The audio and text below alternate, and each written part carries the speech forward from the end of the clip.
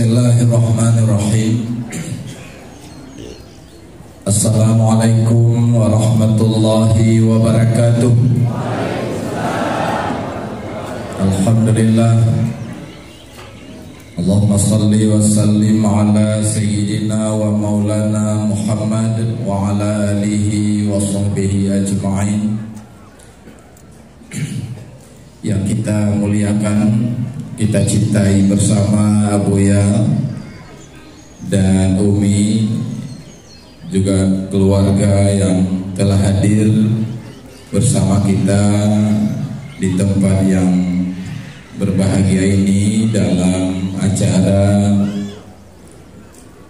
penyebaran dakwah tauhid tasawuf sebagaimana yang selama ini sudah kita ikuti, khususnya di kecamatan ini. Selama 16 tahun sudah Abuya melakukan dakwah di tempat ini. Mudah-mudahan terus dakwah ini kekal ya hingga sampai kiamat nanti. Yang kita muliakan Bapak Camat dan juga yang mewakili tadi Bapak Bupati, pimpinan desa dan seluruh bencik yang hadir atau yang ada di wilayah ini, imam cik, pengurus masjid, tokoh-tokoh masyarakat dan seluruh pengurus MPTT, pakar-pakar tauhid tasawuf hadir bersama kita, Abi Bukhari, Adi Nangro, Bapak Ibu yang mati Allah. Tadi sepintas sudah kita dengar apa itu tauhid tasawuf sebagaimana telah disampaikan oleh Ketua Umum Majelis Tauhid Tasawuf Abi Sahal, bahwa kajian ini Bapak-bapak tujuannya adalah supaya kita memperoleh iman yang kamil, tauhid yang sempurna. Itu tujuan daripada dibangun perjuangan atau dibangun majelis ini. Sedangkan kita kebanyakan umat Islam bukan tidak beriman, semuanya beriman. Tapi iman kebanyakan kita ini iman yang cacat. Cacatnya kan dikatakan beriman karena kita mempercayai Tuhan Allah dengan segala sifat-sifat yang wajib padanya. Kita percaya Nabi, kita percaya semua ajaran-ajarannya, kita yakini itu, dan sedikit pun tidak ada keraguan di dalam batin.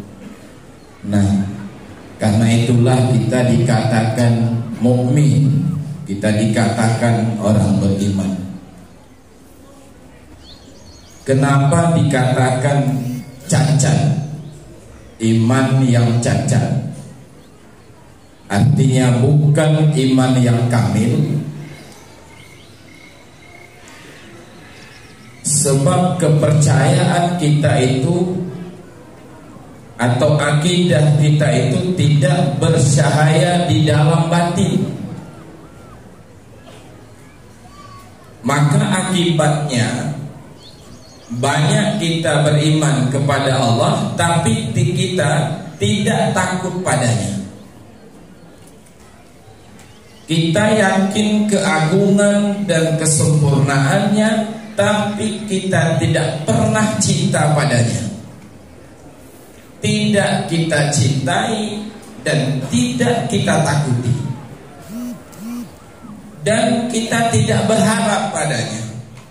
Sebaliknya, kita mencintai makhluk, kita takut kepada makhluk, dan kita berharap bergantung kepada makhluk. Nah, karena itulah iman kita iman yang cacat, bukan iman yang kamil.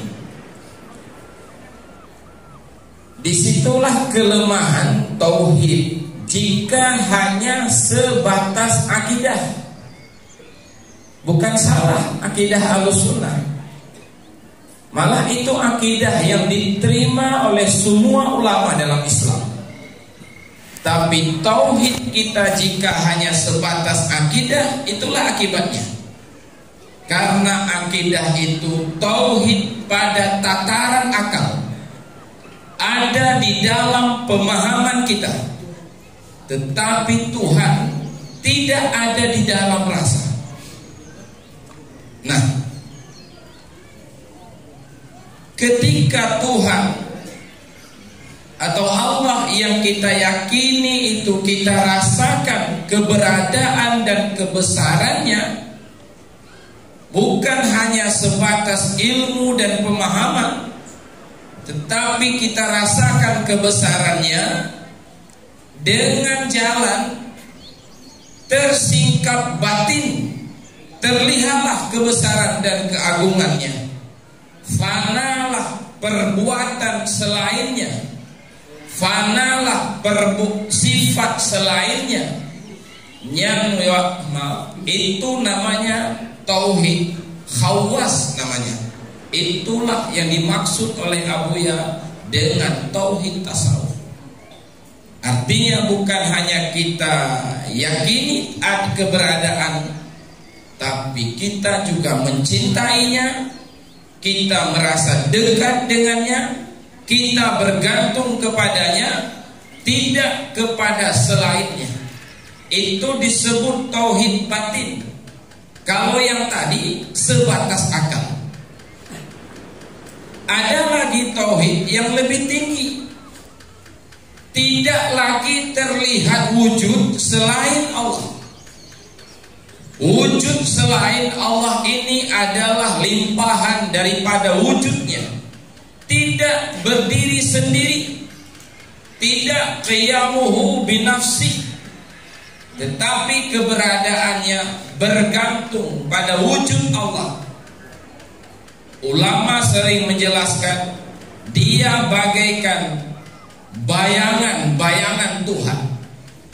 Artinya ibarat matahari dengan sinar matahari.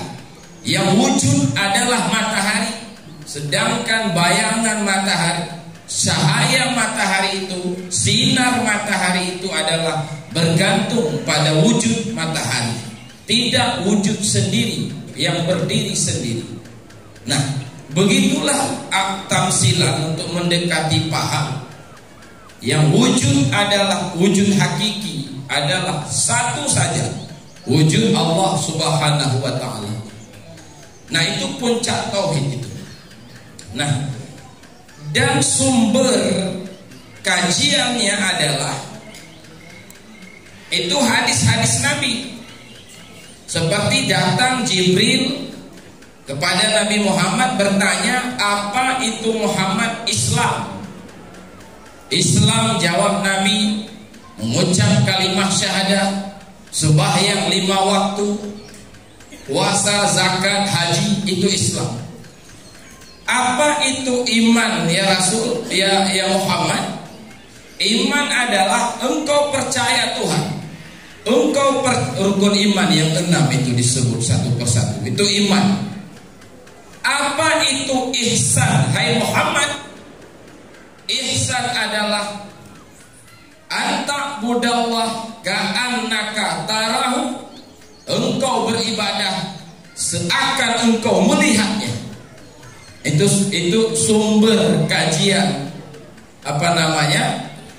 dari persoalan iman. Maka lahirlah karya-karya para ulama tentang kitab tauhid. Maka lahirlah kitab dan dalam soal iman, dalam soal tauhid, muncullah dari mulai Matan Sanusi, ya, Kifayatul Awam, Ummul Barahin, Dusuki dan sebagainya. Mulai dari yang kecil sampai ada yang paling tinggi, kitab tauhid, akidah Ahlussunnah wal Jamaah. Begitu juga soal Islam. Maka muncullah karya-karya ulama menjelaskan tentang Islam itu. Maka muncullah kitab fikih namanya, menjelaskan soal puasa, soal salat, soal haji, mulai dari matan takrib sampai di pesantren, sampai kitab mahali, tuhfah, nihayah, dan ada lagi yang lebih tinggi. Soal ihsan begitu juga. Maka lahirlah kitab-kitab tasawuf, mulai dari hal yang kecil, ya kan? Mulai dari kitab yang kecil, dari kitab Muraqi Ubudiyah sampai kepada Ihya Ulumuddin Imam Ghazali. Di atas itu ada kitab Hikam, di atas itu ada kitab Insan Kamil, di atas itu ada lagi Futuhatul Makkiyah, sama dengan fikih. Nah yang paling kecil, nah yang paling banyak tasawuf begitu juga. Nah ini kajian ihsan. Tetapi bapak-bapak, kajian fikih alhamdulillah di Aceh, mulai dari kitab yang paling kecil diakui sampai kitab yang paling tinggi. Ya kan? Tauhid begitu juga, mulai dari matan takrib, matan Sanusi sampai kepada Ummul Barahin itu dikaji sangat mendalam. Untuk Pak tasawuf yang kecil-kecil wadai kamanya yang kasesat. Ini masalah yang terjadi di Aceh. Padahal itu kajian ihsan. Tauhid itu sebagaimana tadi disampaikan, ada martabat paling kecil, akidah Ahlussunnah namanya. Ada tauhid tasawuf, tauhid batin, ada tauhid sufi. Untuk akidah ada kitab-kitabnya. Untuk tauhid tasawuf dan tauhid sufi juga ada kitab-kitabnya. Nah, jadi kesemua tauhid itu diperjuangkan oleh majelis tauhid tasawuf.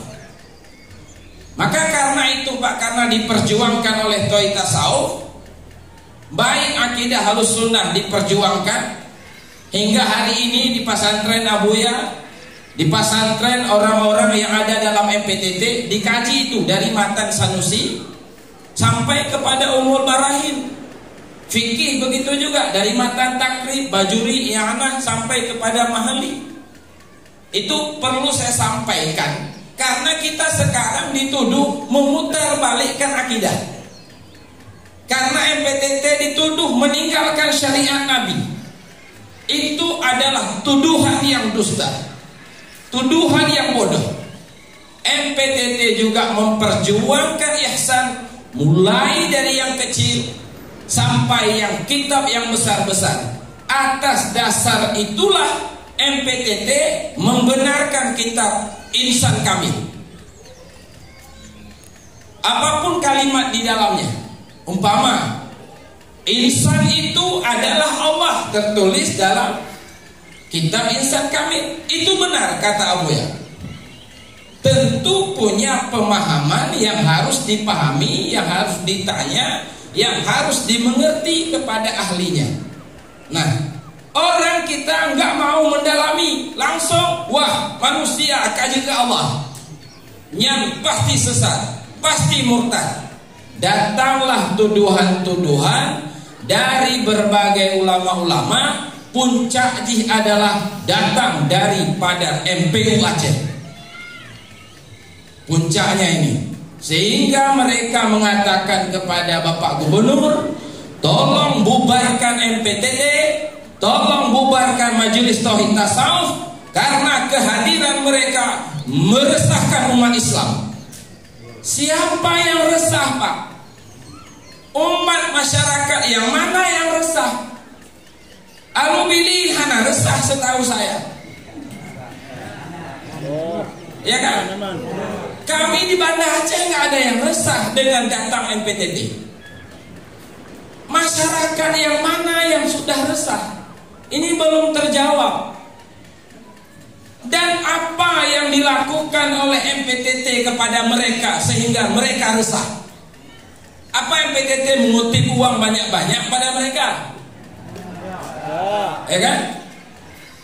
Malah orang MPTT dibuat resah oleh sebahagian masyarakat. Dilempari mobil kita sedang berzikir, dihadang kita yang dibuat resah, kita pula yang dituduh meresahkan masyarakat. Ini kenyataan, Pak, ya kan? Makanya benar makalah Abuya yang dulu, yang resah adalah para ulama, bukan masyarakat. Mereka lah yang menuduh kita meresahkan. Nyonya yang sedang terjadi, Pak, ya kan?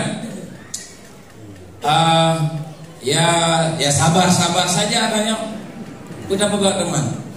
Ya, istiqamah saja bersama Abuya.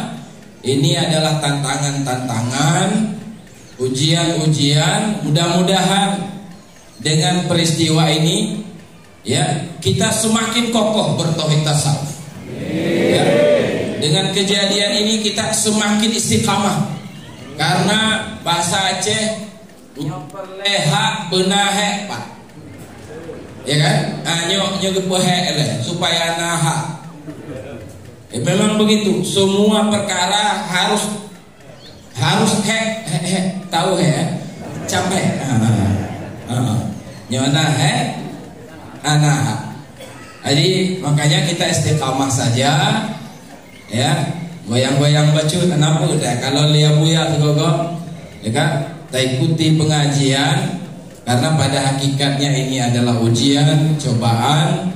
Nah, wajar-wajar saja. Yang pasti, ya kan, kita yakin seyakin-yakinnya nggak ada sesat pada MPTT, apalagi pada Abuya.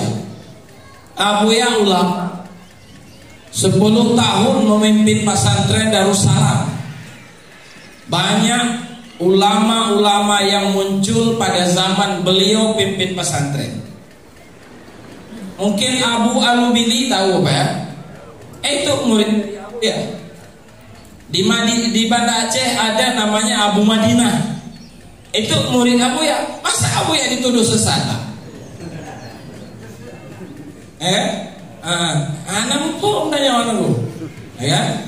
Tapi alhamdulillah jalan keluar terus diberikan oleh Allah. Di antara lain jamaah tetap istiqamah. Saya pikir tadi ini di Alubili nggak ada lagi jamaah karena takut dituduh sesat, ya kan? Tapi ternyata saya lihat masih luar biasa sekali. Mungkin itu saja Bapak yang dapat saya sampaikan. Banyak kekurangan, saya mohon maaf. Assalamualaikum warahmatullahi wabarakatuh.